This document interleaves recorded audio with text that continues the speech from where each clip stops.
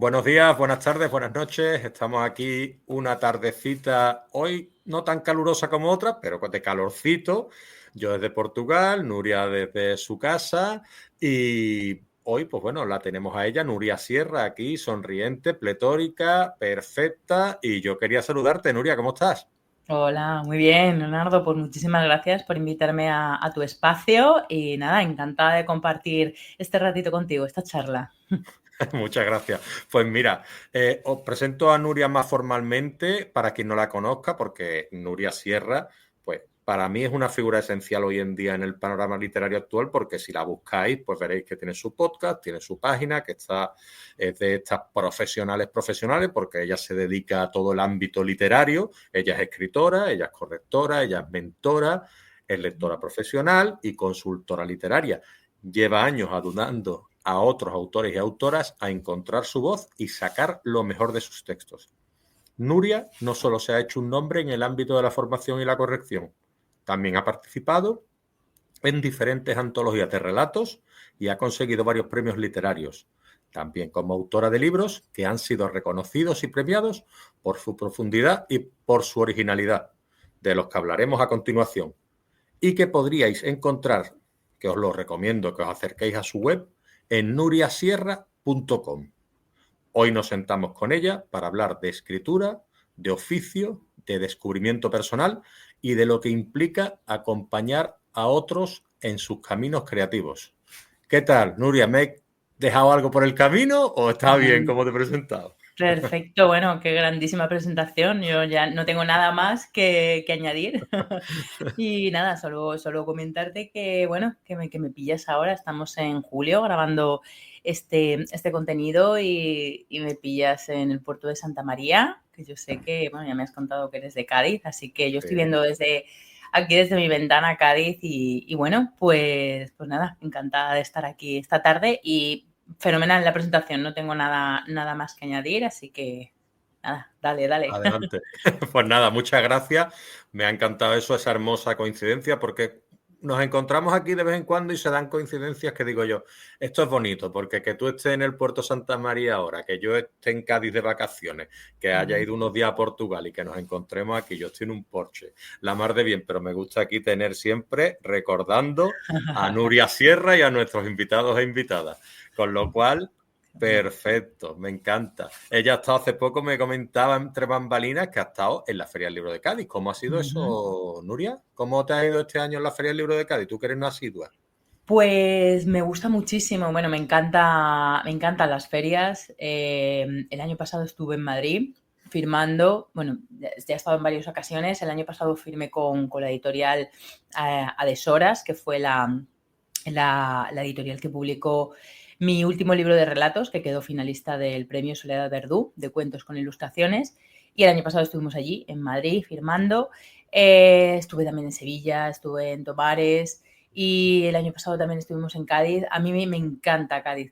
Creo que es una de las ferias del libro más bonitas por dónde se hace, ¿no? Por el entorno en el que se hace, por el baluarte de la Candelaria. Aparte de que a mí Cádiz es una ciudad que, bueno, la tengo muy dentro del corazón. Y la verdad que impresionante. El año pasado estuve también acompañando a una compañera de editorial que Uh presentaba -huh. allí también su libro, su novela, su última novela. Y bueno, pues nada, siempre Cádiz. Es que no se puede decir otra cosa, siempre Cádiz. Es que Cádiz es precioso, no Mm, por ser gaditano, sino porque, bueno, a ver, yo quien ha ido a Cádiz sabe que es muy bonito. Y bueno, y es que ya no es solo Cádiz, sino la provincia al toda la completo, que provincia. yo creo, porque Cádiz es una ciudad muy bonita, pero hay ciudades muy bonitas que rivalizan con ella, es decir, obviamente, y que Mm, incluso para muchísima gente serán más bonitas.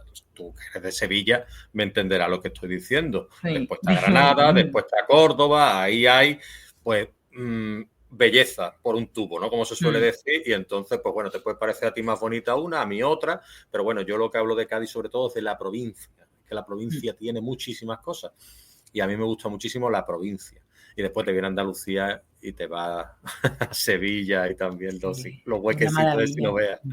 Cádiz, sobre todo el interior, que es muy desconocido y tiene unos Sí, pueblos espectaculares, toda la sierra es espectacular.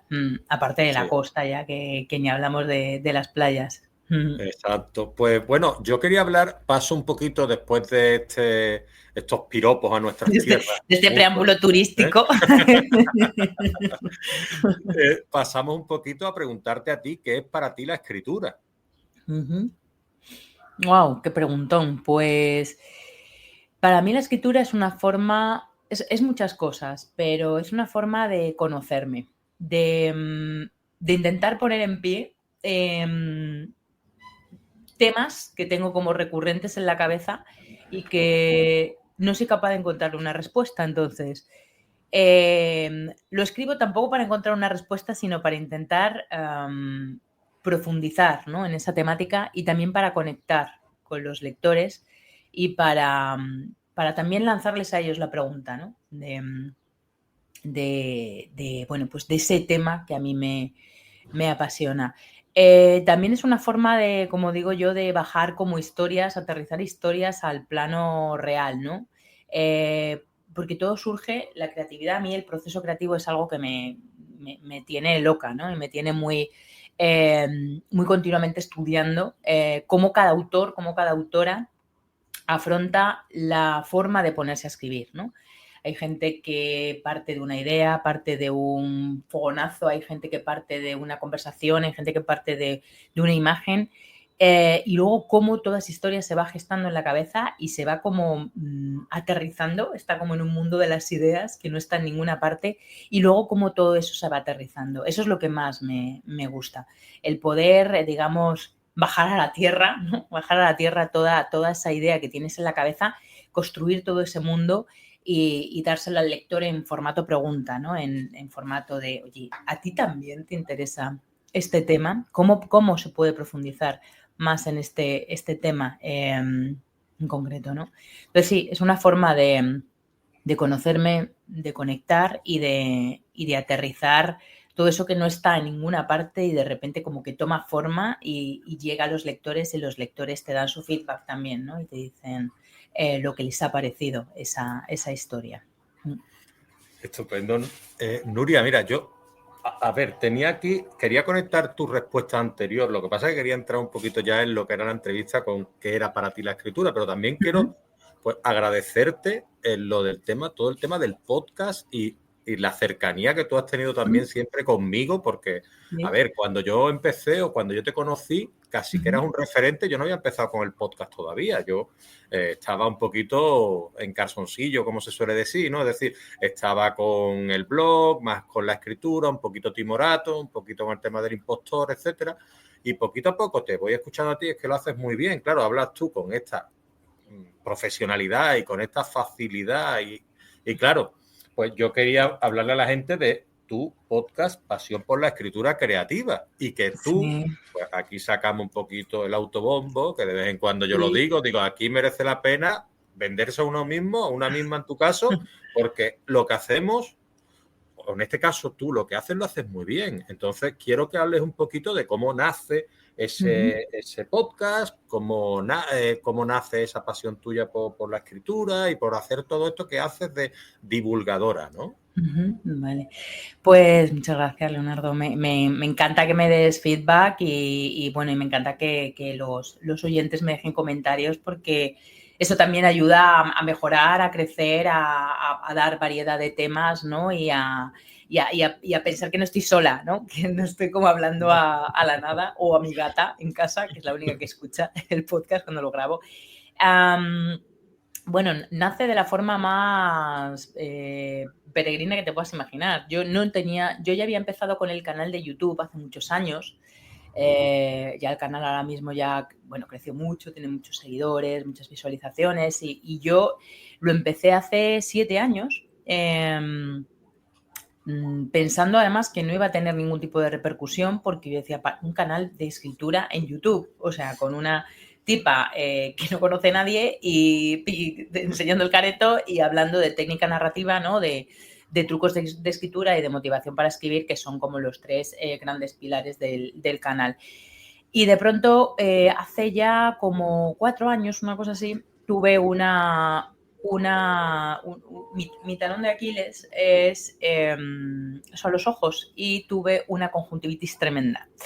Entonces no podía grabar, no podía grabar, no podía grabar porque tenía los ojos así como huevos y entonces con las gafas, los ojos ahí, bueno, ya sabes lo que es una conjuntivitis y entonces dije, bueno, pues yo quiero seguir compartiendo y quiero seguir compartiendo mi pasión por la escritura creativa y quiero seguir compartiendo todo lo que hago y todo lo que tengo dentro. Y dije, pues, bueno, que no se me vea la cara, pero por lo menos que se me escuche. Y así empezó el podcast. Empezó con una conjuntivitis y bueno, pues fue la manera de abrir un canal más.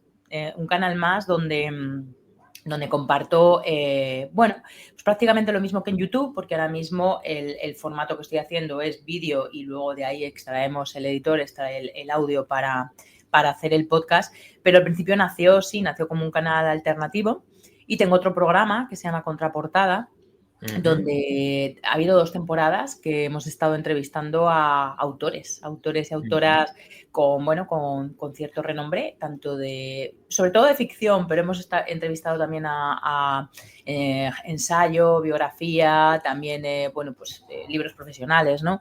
Que yo leo mucho sobre marketing y demás y bueno, pues hay un popurrí de todo que me da mucha satisfacción porque de vez en cuando pues recibo comentarios o recibo visualizaciones y digo, anda, mira, todavía sigue vivo un contenido de hace 2 años.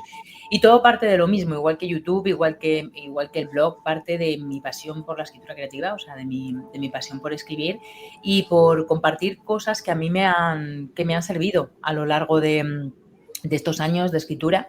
Llevo desde el año 2008 que empecé a formarme, bueno, llevo desde 2000 en talleres de escritura de Madrid durante muchos años, pero digamos que mi formación como más potente empezó en el 2008 en el taller de escritura de Clara Obligado.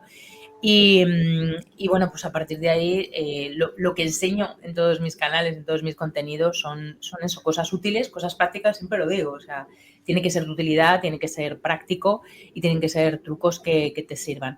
Ahora estoy abriendo una nueva vía que es la escritura emocional, ¿no? La escritura terapéutica, cómo la escritura, cómo las palabras nos pueden ayudar a sanar en determinados momentos, que me parece también muy, muy interesante.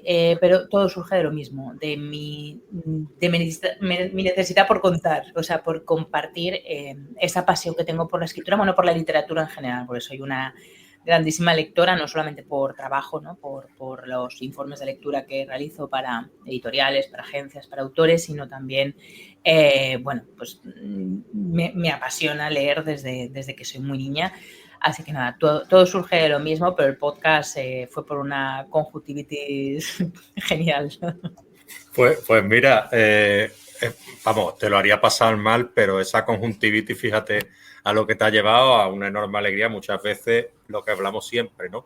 No hay mal que por bien no venga, ¿no? Una conjuntivitis nunca es buena, pero bueno, a ti en este caso te ayudó a desarrollarte profesionalmente y a mí a poder hacerte esta pregunta, estar aquí cerca de ti y cuando me escuche a través de los auriculares diré yo, mira, tantas veces que he escuchado a Nuria y me va a saber raro, me va a sonar raro escucharme a mí haciéndote las preguntas en el otro lado, ¿sabes? Y háblame un poquito de Clara Obligado, porque Clara Obligado, claro, es un referente. Yo sé que tú has asistido a sus talleres y es que, claro, Clara Obligado es una grande de todo esto del tema de los talleres y demás. Me gustaría que hablaras sobre tu experiencia en sus talleres. Bueno, es una diva, o sea, yo es que no tengo palabras para describir a Clara. Yo conocí a Clara a través de Alberto Marcos. Alberto Marcos es editor de Plaza y Janés. Bueno, fueron un cúmulo de casualidades muy, muy afortunadas en mi vida. De hecho, no estaría aquí si no fuera, probablemente fuera Alberto y luego por Clara. Y bueno, yo lo conocí porque conocí a Alberto, hacía informes de lectura hace muchísimos años, ya hace 20 años para Plaza y Janés y bueno, pues Alberto, yo le dije, bueno, yo escribo relato corto, ya había estado en el taller de escritura de Madrid, ya había estado en algunos talleres, porque bueno, yo soy de allí, de Madrid y he vivido, bueno, hasta hace 7 años allí. Y bueno, casualmente Alberto Marcos, que por cierto también está su entrevista aprovecho para decir que está su entrevista en Contraportada también, muy interesante, que nos habla sobre el papel de un editor, ¿no? en el mundo de la literatura, además de un gran grupo editorial, ¿no? Y Alberto me presenta a Clara.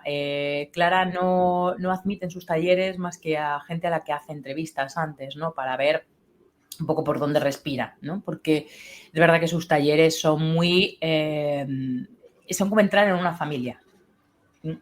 Es como, iba a decir como El Padrino, como la mafia, algo así, ¿no? Entras y no sales de allí. Es como... para mí es mi familia. De hecho, yo hace tiempo que no asisto presencialmente a los talleres porque vivo en Sevilla, pero para mí sus alumnos siguen siendo amigos míos de toda la vida y son como mi familia. O sea, yo sé que cualquier cosa se lo puedo pedir, que siempre están ahí. Y entré, ella me hizo la entrevista en el año 2008 y bueno, pues empecé a ir a sus talleres presenciales. Están en la Plaza del Ángel, ahí en Madrid, un sitio precioso. Y para mí fue como si hubiesen abierto la puerta de las Crónicas de Narnia, la puerta del armario, y hubiese de repente otro mundo totalmente por descubrir. Y bueno, y ahí estuve pues desde que me fui de Madrid, estuve 20 años. No, 20 años no, ¿qué digo? Me estoy poniendo ya de vieja total. Hasta el 2018 estuve 10 años. 10 años estuve Qué y bien. asistí Qué bien. a todos sus talleres presenciales. Uh-huh. Y luego, bueno, pues muchos de los relatos están en antologías del taller, hemos firmado en ferias del libro con todos los alumnos y demás. Bueno, es como digo, es toda una experiencia. O sea, ir a los talleres de Clara es como digo, abrir una puerta a otro mundo. Y es fascinante. Luego, cuando ya viví en Sevilla, estuve haciendo también talleres online con ellos y de hecho conozco muchos de sus alumnos de la parte online. Pero es maravilloso, como digo, es una experiencia. Sobre todo es aprender a leer de una forma crítica, analítica y sobre todo que te sirva para escribir. Principalmente es lo que aparte de escribir, lógicamente, en los talleres, en las clases, pero principalmente se aprende a leer. Y yo he aprendido literatura realmente. Yo pensaba que sabía literatura, ¿no? Porque yo estudié periodismo y una de las ramas, estuve a punto de hacer el doctorado en literatura y bueno, pues para mí la literatura ha sido siempre como el pilar básico de toda mi formación. Pero me di cuenta de que no tenía ni idea cuando llegué al taller de Clara y bueno, ahí es donde conocí a autores del pasado, del presente y autores del futuro, porque Clara lo que tiene es que, aparte de su generosidad, que es brutal, que tiene un ojo para encontrar a autores y autoras que van a marcar, ¿no? el futuro, digamos, todo el peso literario del futuro, brutal. Así que nada, todo lo que pone Clara en su Facebook y en sus redes sociales, seguidla a rajatabla porque ella tiene un ojo de diamante para descubrir nuevos talentos. Es muy grande, es muy grande. Y luego aparte toda su literatura, claro, todos sus libros, que últimamente está haciendo hibridación, ¿no?, de géneros y me parece que es una gran creadora, o sea, una mujer que no para, además tiene una energía bárbara. Pues desde aquí la saludamos y bueno, dedicarle las palabras que tú misma le has dedicado y nada, pues gracias por allanarnos un poquito el camino a los que hemos ido detrás y gracias, Clara.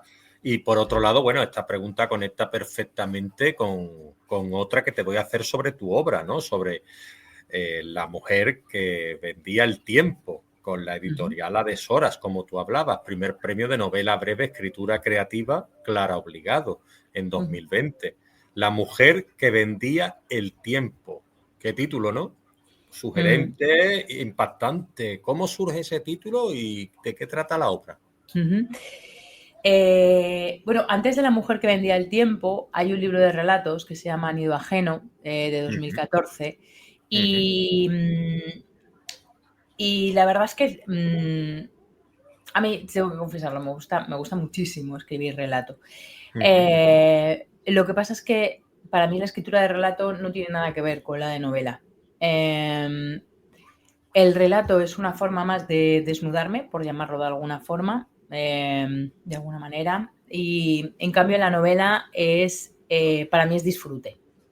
El relato es mucho más difícil de escribir para mí, muchísimo más. Esa condensación y esa capa subtextual que tiene un relato para mí me lleva mucho más tiempo escribir un buen relato.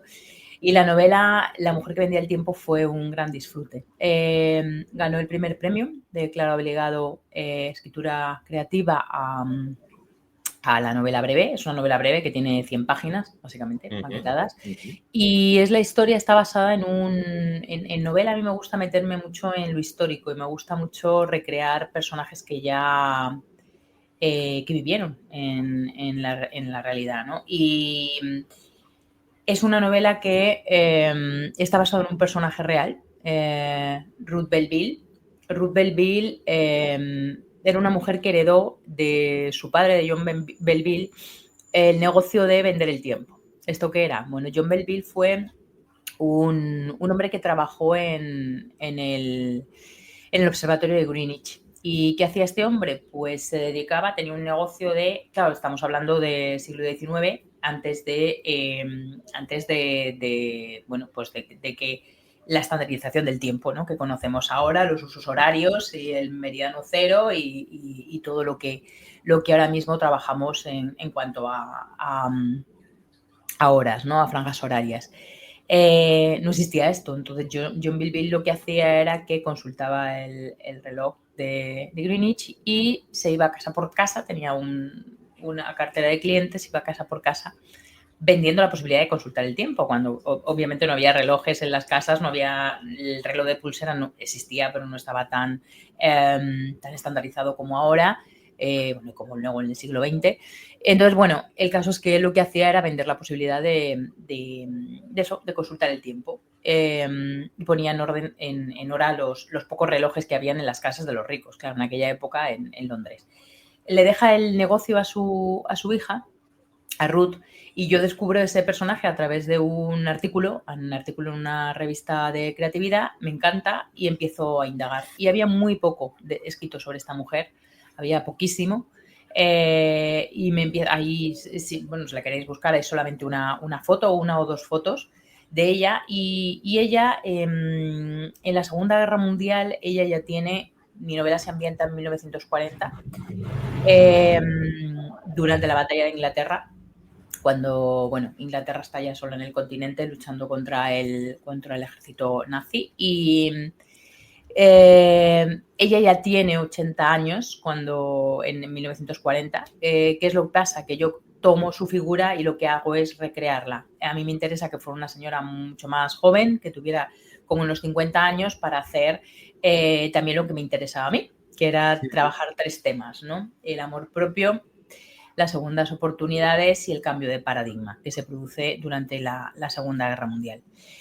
Y de eso va la novela. La novela va realmente de 3 mujeres que están viviendo, por un lado, a nivel macro, están viviendo la Segunda Guerra Mundial, los bombardeos nazis ya en Londres, que empiezan en septiembre del 40. Ujú. Y por otra parte, están viviendo a nivel micro todo un cambio de paradigma y todo un cambio de forma de entender la vida, ¿no? Y, bueno, pues ahí construyo tres tramas que van corriendo paralelas y en una novela muy breve donde, bueno, Ruth es la principal, pero luego está su madre y luego está Erika, que es la ayudante en el negocio. Y es el derrumbamiento de una forma de entender la vida, el derrumbamiento de un negocio, porque su negocio se está acabando, lógicamente ya en aquella época su negocio estaba prácticamente extinto. Y bueno, pues esa es la historia. Es una historia de 3 mujeres, de amor propio, de segundas oportunidades y de cambio de paradigma. Pues tiene una pinta interesantísima porque aparte, la obra, aparte de esos 3 ejes que tú me estás comentando, será también, te ha resultado un desafío importante jugar y tratar el tiempo, ¿no? Por lo que me estás contando, enlazar esos tres personajes y ahí el tiempo y los personajes, eso es un reto literario, ¿no? Como los que tú presentas en tus talleres, ¿no? A ver, todo parte de este artículo. Yo me gusta mucho, como digo, leer biografías y leer, de repente me encuentro un artículo, lo guardo, luego no tengo ni idea de para qué me va a servir, pero bueno, me gusta mucho sí documentarme y leer sobre vidas de gente en general, ¿no? Entonces veo ahí como un filón, digo, anda, mira, esto podría ser un tema, o este personaje es interesante y hay poca literatura, ¿no? Sobre él, sobre esta persona, ¿no? que vivió realmente. O sobre un hecho histórico. Ahora me estoy metida en un hecho histórico precisamente ambientado en el 19. Ahora me voy al 19, dejo el 20, me voy al 19. Y bueno, la verdad que Reto surgió de esto, surgió de esa idea, de esta Ruth, de este personaje que me pareció un filón, y escribí el primer capítulo. Y ahí estuvo dando vueltas en mi cabeza durante 2 años. Soy una loca de la documentación y entonces me puse a leer sobre Segunda Guerra Mundial, me puse a leer sobre la batalla de Inglaterra, me puse a leer sobre ejércitos nazi, de todo. O sea, la verdad es que me apasiona, es un periodo histórico que me gusta mucho. Y cuando me di cuenta me había perdido. ¿Y qué es lo que pasó? Que solamente tenía el primer capítulo y el capítulo final. Sabía, no lo tenía escrito, pero sí sabía dónde quería que terminara Ruth, ¿no? ¿Qué es lo que pasó? Pues pasó otra casualidad o causalidad maravillosa, que fue como lo de la conjuntivitis, que fue que se acababa el plazo para presentar el concurso de Clara. Y queda un mes. Y dije, pues en ese mes también pasó que hubo un ERE en mi trabajo, hubo un despido colectivo, yo me fui, bueno, y ya no tenía ninguna excusa, porque ya no trabajaba, entonces ya no tenía excusa. Y entonces lo que hice fue hacer la estructura, hacer la escaleta, y a partir de ahí empecé a rodar y la escribí en un mes. La escribí en un mes, la presenté y ahí quedó. Y nada, iba ya por la segunda edición. Se publicó la segunda edición hace, yo creo, 2 años. Y bueno, me sigue dando alegrías porque todavía la gente de vez en cuando me escribe y me dice, oye, que la he leído, que me ha encantado y tal. Tengo alumnos también y alumnas que la han ido leyendo a lo largo de estos años, ¿no? En las mentorías y bueno, me sigue dando, la verdad, bastante alegría. Pues qué bien que después que se haya convertido, como se suele decir, en un long seller, que a veces es mejor que un best seller, ¿sabes? Ahí está, ahí está. Emocionalmente da más alegría, un long Sí. seller desde el punto de vista. Vale, y te quería, a ver, ya que hemos hablado, porque me he anotado algunas cositas aquí que después volveremos a esta pregunta o a tu respuesta, pero también quería hablar de una obra anterior, del 2018, en la que publicaste Una vez estuve muerta, que fue finalista del primer premio Soledad Verdú, de cuentos con ilustraciones. Hoy en Sí. día, ¿qué representa para ti ese libro visto desde la distancia? Bueno, realmente Una vez estuve muerta es mi último libro. Es el último libro. Es el último libro de relatos. Pues digo la verdad, es un libro que empecé a escribir en el 2019, se publicó en el 23. Lo empecé a escribir en el 19 a raíz de una gran crisis personal. Empiezo a escribir ese libro cuando yo ya me había marchado a vivir a Sevilla. Bueno, gran crisis personal, y en esa gran crisis personal empiezo a escribir esos relatos, me apunto a un taller de escritura en Sevilla por conectarme con gente, también siempre aprendes un montón de cosas, ¿no? De diferentes profesores, ¿no? Y de diferentes, y de los alumnos. Y ahí empecé a escribirle, empecé a dar forma a ese libro y lo envié a varias editoriales en el 20. ¿Qué pasó en el 20? Creo que todos conocemos, llegó la pandemia.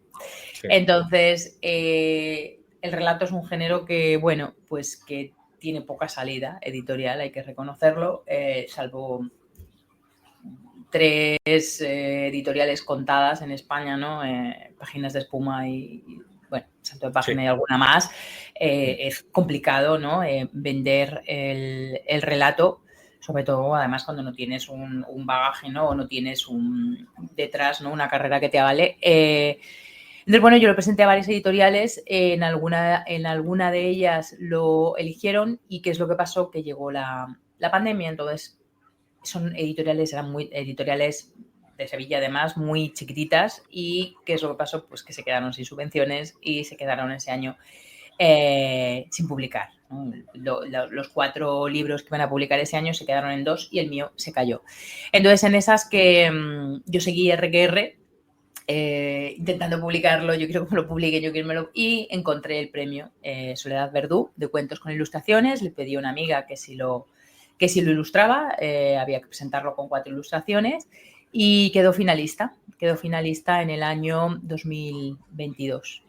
Y en el 23 la editorial Adesoras se acordó de mi manuscrito y decidió publicarlo. Decidió publicarlo ya fuera de concurso, no tenía nada que ver con el concurso. El concurso publicó al ganador, el manuscrito ganador, y el mío se quedó, bueno, pues finalista, y la editorial decidió al año siguiente publicarlo. Y nada, muy feliz. Mi editora Susana es una maravilla, va a todas las ferias del libro, además, sabidas y por haber. Estuvo, creo, hace poco fue la de Chinchón o algo así, y allá que se va con todos los libros, es una máquina, es una crack. Y nada, se publicó en diciembre del 23, salió, y ahora en abril del 25 se ha publicado también la segunda edición. Así Perfecto. que nada, muy bien, muy, muy feliz, muy contenta. Son relatos muy personales, muy de mujeres, todos contados en primera persona o en una tercera muy, muy, muy equisciente en la protagonista. Y bueno, pues historias muy o mías o historias de personas que me han ido contando estas historias a lo largo de esos años, ¿no? Que los escribí en el 18, en el 19 y en el 20. Y nada, y muy feliz también. Son relatos que son muchísimo más íntimos, ¿no? No tienen nada que ver con el primer libro de Nido Ajeno, donde eran una cosa totalmente distinta. Esto sí que me toca más de lleno. Y bueno, pues mujeres y temas desde amor, fidelidad conyugal, maternidad, todo en clave femenina, visto desde la perspectiva femenina. No son todo historias de mujeres como tal, pero sí vistos desde el foco femenino. Perfecto. Yo, a ver, tengo aquí, bueno, me he corregido este dato porque, claro, en el 2023 se publica Una vez estuve muerta, ¿correcto? Sí. A finales del 2023, vale. Las mujeres que reflejan estos 11 cuentos podrían ser una sola en distintos momentos de su vida, y todas ellas se enfrentan como pueden o les permiten a los roles de género, orbitando en una especie límite, en un espacio límite entre la adaptación y la rebeldía ante el orden establecido.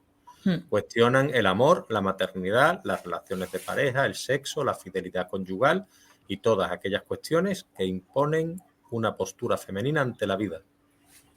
Perfecto, perfecto. Sí. Este es el último de tus libros, como bien has dicho. Sí, sí, la idea era, mi idea era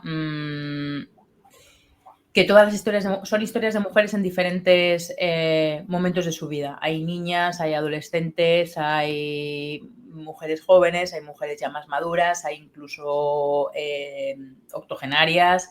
Y mi idea era que se podía leer o bien en clave de relato, ¿no? Todos los relatos obviamente empiezan, acaban, tienen su unidad de significado, pero se podía leer también como una novela, es decir, podía ser la misma mujer en diferentes momentos del tiempo, ¿no? Los relatos así más de niñas están como ambientados en los años 80, luego empezamos a irnos hacia la actualidad y hay una octogenaria que vive en el futuro. Ajá. Es el último relato, ¿no?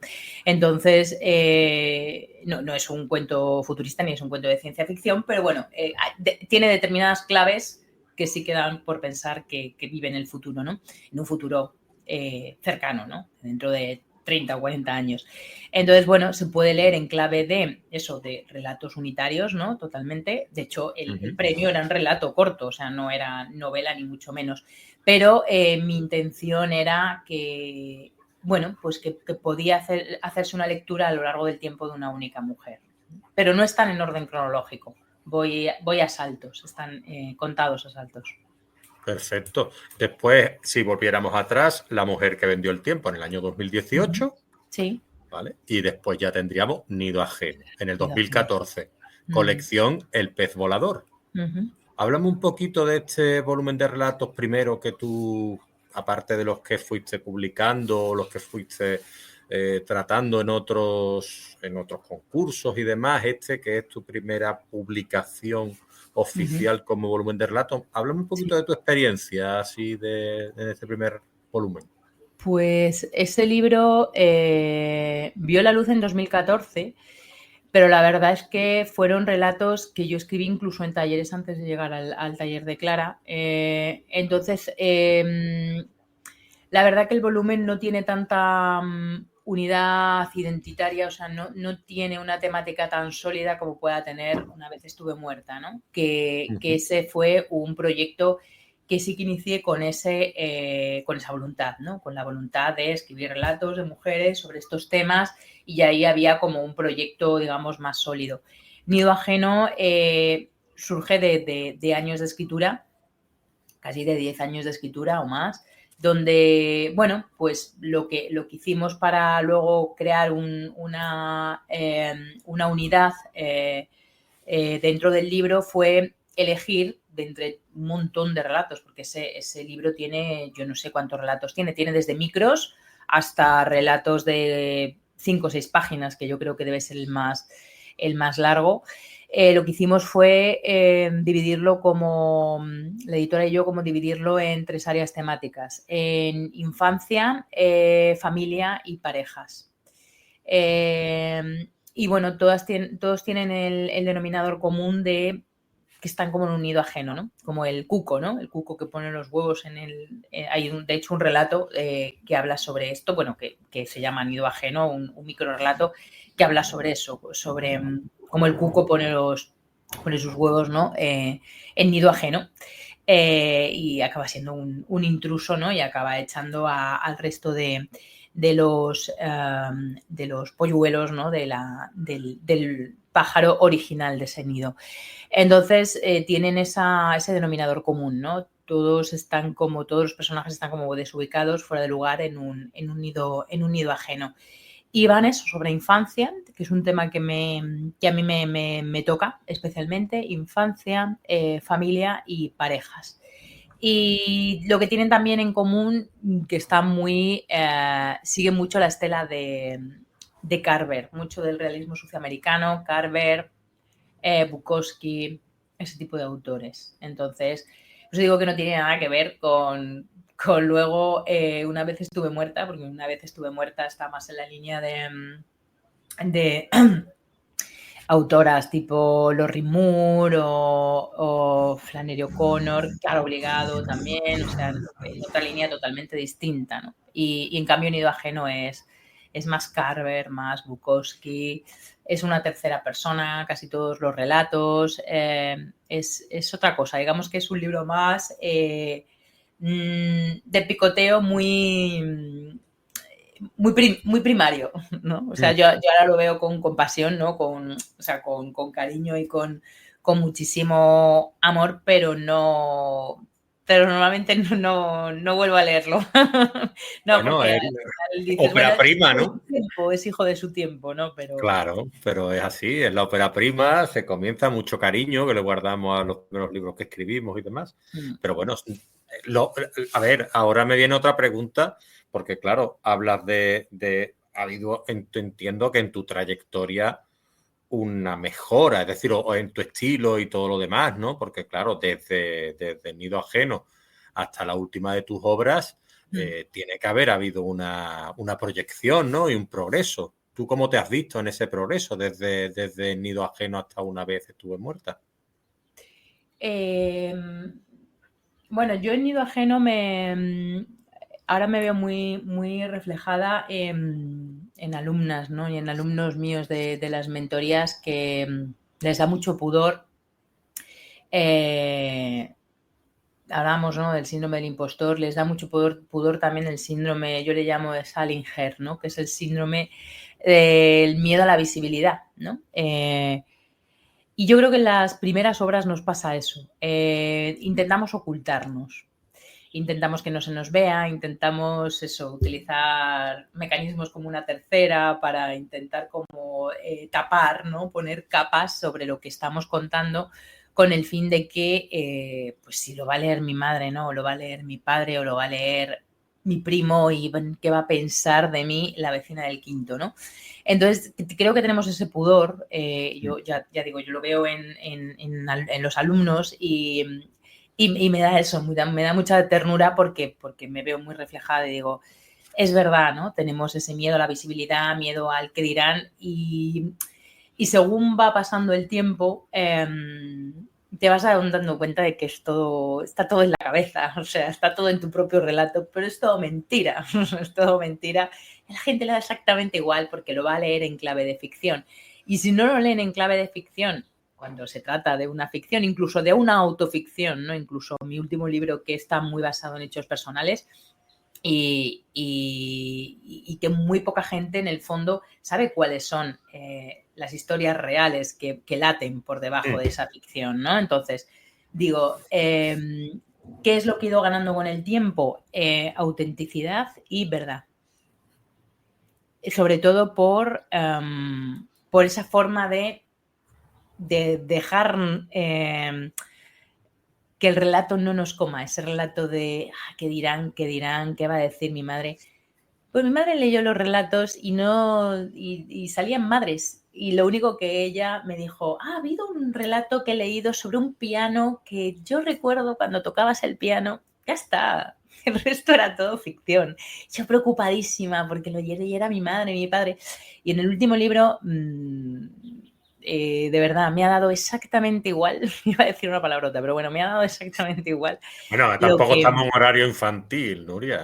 Puedes decir lo que tú Voy a quieras. poner los dos rombos y se sabe A la mí edad no que me tenemos asusta. con los Bueno, dos ponemos los dos rombos. como los spoilers y luego tú ya dices lo que sea y luego seguimos. Los dos rombos se sabe la edad que tenemos.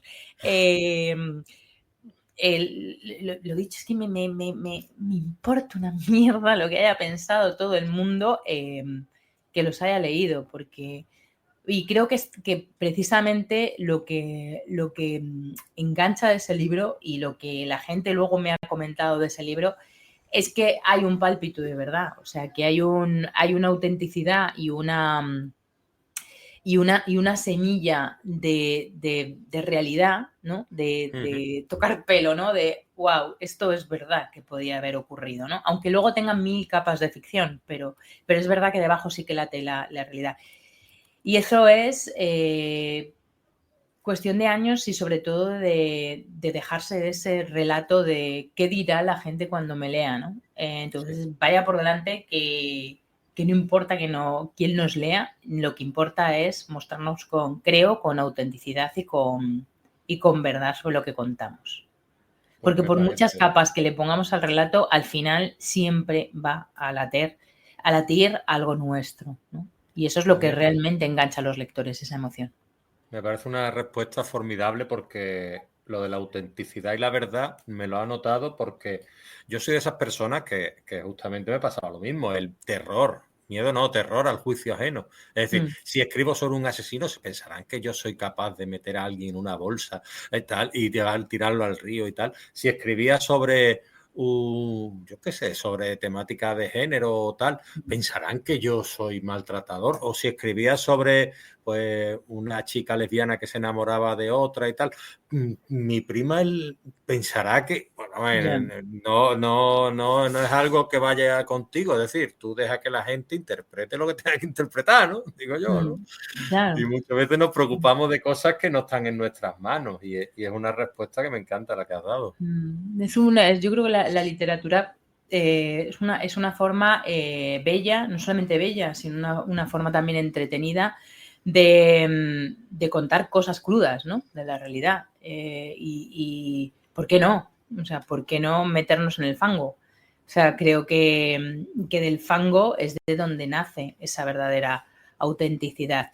Y lo tenemos que leer así, en clave de ficción y en clave de interrogante, de qué me quiere decir o qué me interpela a mí esta obra literaria, ¿no? Porque al final toda obra literaria es un intertexto, o sea, todo viene de algo que hemos leído, de algo que hemos visto y sobre todo nosotros que en el siglo XXI, donde ya tenemos unas referencias brutales, pero yo le digo a los alumnos, digo, todo está, o sea, quítate el miedo bueno, y que si es que está todo contado desde la tragedia griega, si es que, si es que está todo contado desde ahí, los grandes temas ya están todo contado y ahí hay una panoplia de argumentos, pero muy limitada, o sea, está ya Claro. todo contado. Entonces, que no te dé miedo contar cualquier cosa, porque se trata eso de reflexionar sobre un tema y de lanzárselo al lector en formato también de pregunta. Entonces, no sé, no, yo lo veo así, desde luego, y creo que tenemos que quitarnos esa máscara para escribir y desnudarnos y no nos dé miedo el qué dirán ni ese pavor a la visibilidad, ¿no?, que tenemos. Sí, sí. Y antes hablabas tú de que escribiste, si mal no recuerdo, si mal no he anotado, tú escribiste el primer capítulo de tu obra 2 años antes de comenzar a escribir la obra en prácticamente un mes. ¿Hasta qué punto es importante la paciencia en un escritor? La paciencia y la resiliencia lo es todo. Lo es todo. A ver, escribir bien es complicado. Escribir bien es muy complicado. Y requiere sobre todo de mucho tesón y de mucha, de mucha resiliencia. De toparte con una pared y de esto cómo lo escribo y volver a darte contra la pared y tener la suficiente capacidad de constancia y de perseverancia como para no desistir. Hay una frase, no recuerdo ahora de qué autora era, que dice que no... lo que no falta es el talento siempre está, lo que falta es eso, la constancia y la perseverancia. No recuerdo ahora de qué autora es. Pero estoy totalmente de acuerdo, o sea, yo lo veo en las mentorías. Los alumnos, las alumnas que llegan a poner el punto final no son precisamente los que más talento tienen. O sea, los que a priori dices, wow, qué bien escribe, ¿no? Porque leemos siempre los primeros capítulos y dices, wow, qué bien escribe, tiene una capacidad narrativa muy buena. Pues no son las personas que terminan su novela. Las personas que terminan sus novelas son las que tienen perseverancia y tienen constancia. Terminan el primer borrador y el primer borrador lo terminan como lo terminan. Luego ya hay tiempo de revisar 1000 veces. Pero la clave está en la perseverancia y en la constancia. En no 20-80. En no desistir. Ya digo, puedes tener un talento excelente y quedarte en el primer capítulo. Y lo he visto muchísimos casos. Y claro, yo lo estoy viendo desde fuera y a mí yo me araño la cara porque digo, con el talento que tiene esta persona, ya, pero ¿qué nos estamos contando? ¿Qué nos estamos contando y qué nos estamos diciendo? ¿Y por qué no terminamos las cosas? Muchas veces por todo lo que nos estamos contando en la cabeza. Por el perfeccionismo al que queremos llegar y que es imposible. Y al final lo vamos dejando y es una cuestión de perseverancia. Yo soy muy lenta, yo soy lentísima escribiendo, o sea, lentísima. Por eso precisamente, porque siempre estoy dándole muchas vueltas a la cabeza a lo que quiero contar. Pero es como la semilla de bambú, ¿no? Que dicen que una semilla de bambú tarda 7 años en germinar y de repente en cuestión de meses se hacen esos tallos enormes que llegan y que son kilométricos, que miden más de 3 metros y se crean los bosques. Bueno, pues tarda 7 años en germinar. Y a mí me pasa eso, que tardo muchísimo en darle como muchas vueltas a la cabeza a lo que quiero contar y luego de repente me pongo y lo escribo. Y no tardo mucho, no tardo mucho. Entonces, yo creo que la clave, se lo digo siempre a los alumnos, digo, es la perseverancia, es por aquí no es, da igual, me busco otro camino y es por aquí. Y es la constancia, es escribir un poquito cada día, un poquito. esto es un músculo y el músculo, igual que entrenas en el gimnasio el tríceps, pues esto es igual. Entonces hay que escribir todos los días un poquito y da igual cómo quede, pero lo que hay es que entrenarlo, porque cuanto más lo entrenas, más fuerte está, más grande está. Eso es así. Y, y de verdad, no escasea el talento. Yo lo veo. Lo que escasea es eso, es la resiliencia, es la perseverancia y es la paciencia para que te digan que no o que te topes contra un muro y volver a intentarlo y volver a intentarlo. Pues muy bien, me quedo con esa pildorita de sabiduría también. Y quería preguntarte, ¿cuánto tiempo puede alguien, yo lo voy a llamar cometer el error, ¿no? Uh-huh. De imitar a otros u otras autoras que son sus referentes y no ser capaz de encontrar su estilo por ese mismo querer agradar o pretender o parecerse o querer ser esa otra persona porque escribe muy bien? Uh-huh. ¿Eso ocurre? Eso ocurre. Eso ocurre, pero no ocurre tanto como parece. ¿Por qué? Porque al final imitar a alguien es también muy complicado. Es también muy complicado. Aunque ahora al ChatGPT le puedas decir, imítame el estilo de García Márquez, me lo mezclas con Elena Garro y me pones un poquito de Shirley Jackson. Bueno, a lo mejor no lo he probado, lo tengo que probar, pero igual el ChatGPT te hace algo. Pero es complicado, o sea, para mí es complicado imitar un estilo. Sí que puede haber referencias, o sea, lo que decía antes, me parece que la literatura es un intertexto, ¿no? Y por ejemplo, si eres buen lector y has leído bastante, sí que puedes ver las referencias que tiene un texto, ¿no? O esto me recuerda yo qué sé, me recuerda a Polito G. Navarro, o me recuerda a Eloy Tizón, o me recuerda o sea, me puede recordar a algo, pero imitar un estilo, por ejemplo, lo que yo hice con Nido Ajeno, en Nido Ajeno, si es verdad, irme a la corriente de los americanos, ¿no? De realismo sucio. Pero ya me hubiese gustado imitar a Mia Carver, o sea, es muy complicado, es complicado. Sí puede haber eso, matices o argumentos que se puedan parecer, pero es que al final los argumentos están todos contados, entonces sí, pero es complicado al final. Al final siempre yo creo que cada autor, cada autora, si realmente te gusta la literatura y has leído mucho, lo que tienes son como multientradas, como digo yo, o sea, como diferentes fuentes que se van mezclando, pero imitar así a un autor creo que a día de hoy tampoco funcionaría, me parece, Sí, ¿no? yo creo, no sé si tú estarás conmigo, que para comprar a un autor que imita a otro autor, pues compra al autor original y ya está, y Sí, te dejas de problemas y ya sabes lo que vas, ¿no?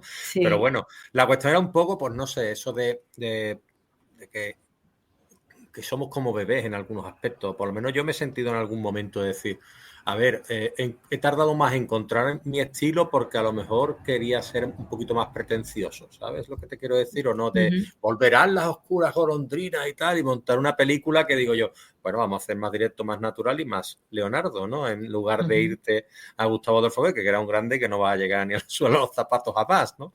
Pero bueno, dejando eso aparte, te quería preguntar un poco, porque hablabas antes de las mentorías. Uh-huh. Mentoría, ¿no? Qué palabra, ¿no? El mentoring. Claro, yo, pues bueno, un mentor, ¿no? Un mentor, pues sabe que es un tutor, alguien que te va a enseñar a hacer algo y demás. Yo te quería preguntar un poquito cómo suele ser el proceso de trabajo con un escritor o escritora que acuda a una mentoría tuya. Uh-huh. Pues el proceso comienza para mí, con una cosa muy importante también que no he dicho antes de la escritura, que es el compromiso. El compromiso no solamente contigo mismo, sino con tu propia escritura, que al final es lo mismo. Entonces empiezan mis mentorías, las mentorías de novela, que son las más dilatadas en el tiempo, empiezan con una entrevista personal. Tenemos una sesión por Zoom donde yo entrevisto a las personas y veo si realmente dan el perfil, o sea, si hacemos el match, ¿no? Como en Tinder, si hacemos el match, el match energético, en el sentido de que yo voy a trabajar muy codo con esa persona, porque las mentorías, lo principal tú lo has dicho, ¿no? Es el acompañamiento, el apoyo y una guía muy personalizada. Entonces, porque aunque son mentorías grupales, donde aprovechamos también la fuerza del grupo para dar feedback, pero o sea, yo necesito tener un poco de match energético. Y sobre todo de compromiso, de ver cuánto compromiso tiene esa persona con la escritura. ¿Por qué? Porque vamos a pasar tiempo escribiendo esa novela sobre ese tema y también es importante saber el para qué, o sea, saber la zanahoria que nos mueve. Porque puedo tener el objetivo, hay de todo, ¿no? Yo quiero publicar, ¿no? Quiero convertirme en un bestseller, bien, que es un objetivo muy, muy válido, ¿no? Como otro cualquiera, pero puedo tener el objetivo de escribir la historia de mi padre para mi familia, o puedo tener el objetivo de hacer llorar a mi hija, igual que hacen llorar otras autoras con las novelas de adolescentes que ella lee, o mira, yo lo quiero autopublicar por Amazon, o mira, a mí con presentarlo a concursos me vale. Es decir, hay un montón de objetivos, pero tienes que tener un objetivo, tienes que tener un para qué.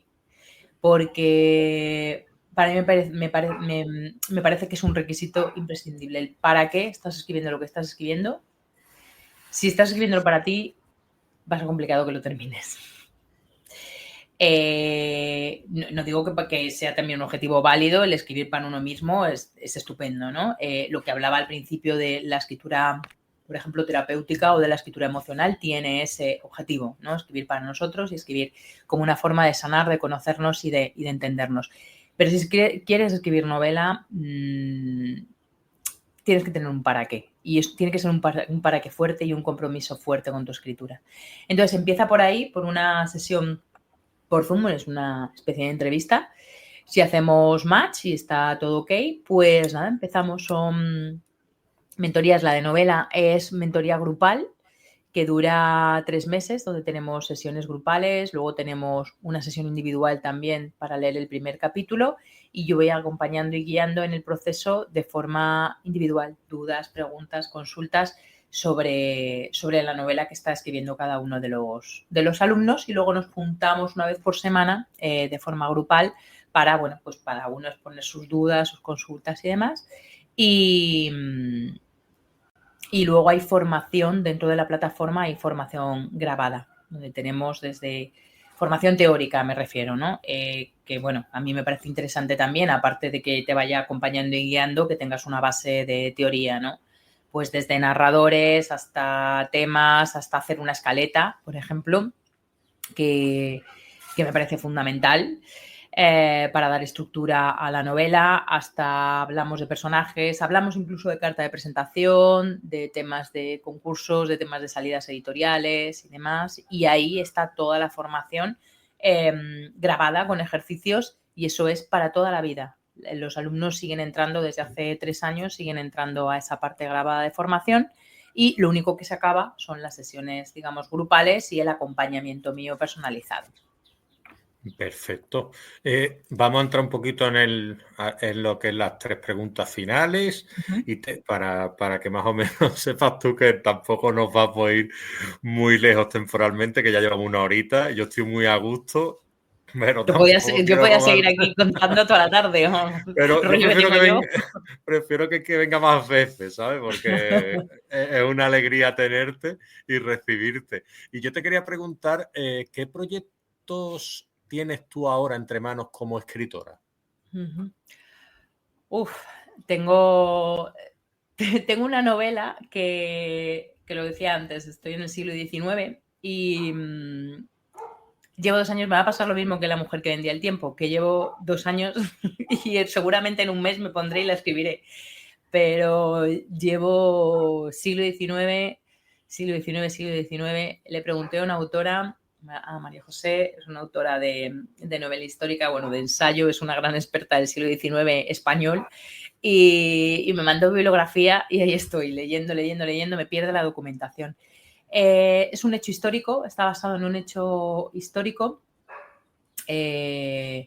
Siglo XIX en Cádiz, en la provincia de Cádiz. No exactamente Cádiz, capital. No es la Constitución, porque todo el mundo me dice, no tiene nada que ver con los franceses, no es la Pepa. No, es más mediados del siglo XIX y sucede eso. Está ambientado en mi provincia fetiche. Y bueno, pues quiero hacer un homenaje a esta tierra. Y en el fondo va a ser una historia de amor. Ya está. No tiene otra. Pues una historia de amor siempre conecta, pero ambientada en eso, en el siglo XIX y en un hecho histórico, ¿no? Aprovechando un hecho histórico, contar todo el desarrollo de ese hecho histórico en Bahía de Cádiz. Así que qué bonito. Estoy. Pues yo encantado, además el nexo amoroso siempre une, ¿sabes? Es decir, eso funciona siempre, creo yo, en un contexto histórico convulso, en la época que estás hablando, en la provincia de Cádiz que he tenido tanta historia siempre y que creo que tú puedes tener la sensibilidad para acercarla al lector de una manera, pues importantísima y formidable. La cuestión que a mí me tiene que avisar tú, y si quieres presentarla aquí, pues te viene y te la presentas. No, pero tú me tienes que avisar porque esa novela no me la puedo perder yo, ¿sabes? Que vamos, que es que me he puesto hasta nervioso, se me ha caído el bolso. Sí, hombre, y por supuesto que te avisaré, Leonardo. Sí, pues bueno, te trataba de un tema también que me toca mucho, que son los cambios de paradigma, es decir, cuando hay, que es el tema que también toqué en La mujer que vendía el tiempo, es decir, cuando hay un hecho histórico que rompe, cómo pasar de lo antiguo a lo nuevo. A mí es algo que me apasiona, ¿no? Que es también un poco lo que vivimos ahora, ¿no? Como el mundo de Internet, ¿no? Y cómo estamos viendo todo el tema de la inteligencia artificial, cómo se ha instalado en nuestras vidas y cómo está cambiando completamente el paradigma de cómo vivimos, ¿no? Entonces, hay gente como que tira del carro para atrás, ¿no? Intentando volver al pasado, y hay gente que como que tira hacia adelante. Y me encanta a mí esas fuerzas como de fricción entre...